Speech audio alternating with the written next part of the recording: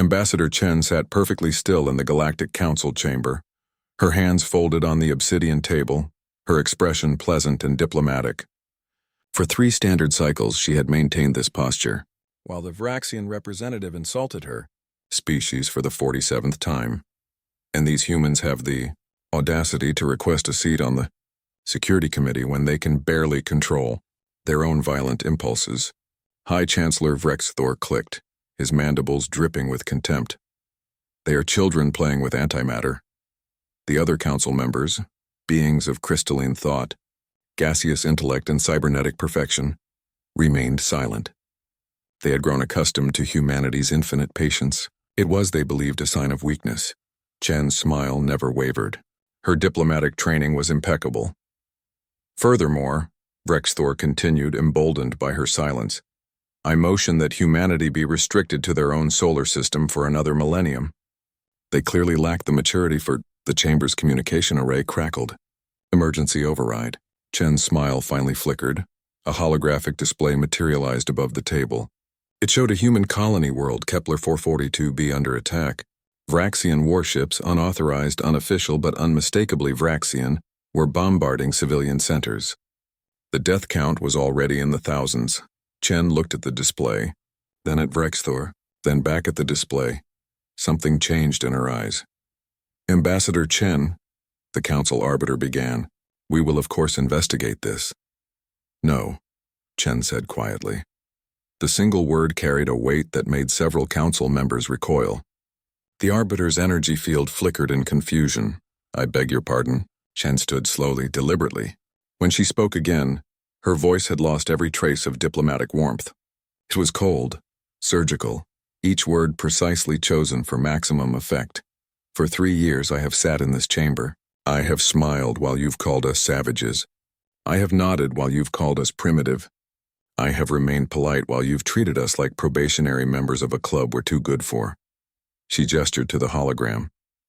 But you just killed 7,000 of my people while lecturing me about violence. Vrexthor's mandibles clicked nervously. Those were rogue elements. The Vraxian Empire has no official— Oh, we know they're unofficial, Chen interrupted. We've known about your testing of human defenses for 6 months. We have surveillance on every single one of those ships. We know which officers command them.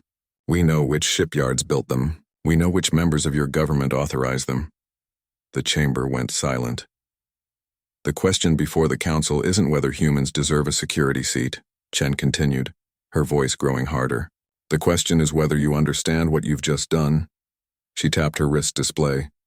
Behind her, a new holographic array materialized. Star charts, military deployments, weapons specifications that made several council members' bio-readings spike in alarm. Humanity has 1,200 warships within strike range of Vraxian space. We have antimatter weapons you don't know how to detect. We have AI warfare systems that make your best tacticians look like they're playing with wooden blocks. And we have something you've never had to develop.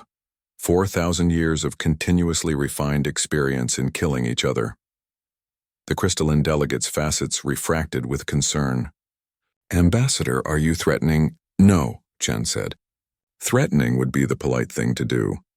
I'm explaining. You see, you've all made a fundamental miscalculation about humanity. You thought our diplomacy was weakness. You thought our patience meant we couldn't act. You thought we were asking for permission to join your club. She leaned forward, her hands pressed flat on the table. We weren't asking. We were being nice. Vrexthor stood abruptly. The Vraxian Empire will not be intimidated by— Sit down.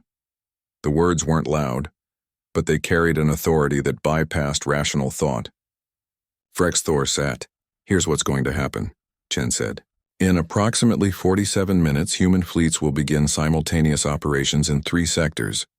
We will disable, not destroy, disable every Vraxian military installation within striking distance of human space. We will board every ship involved in the Kepler attack. The officers will stand trial. On Earth. Under human law. The Council will never approve, the arbiter began.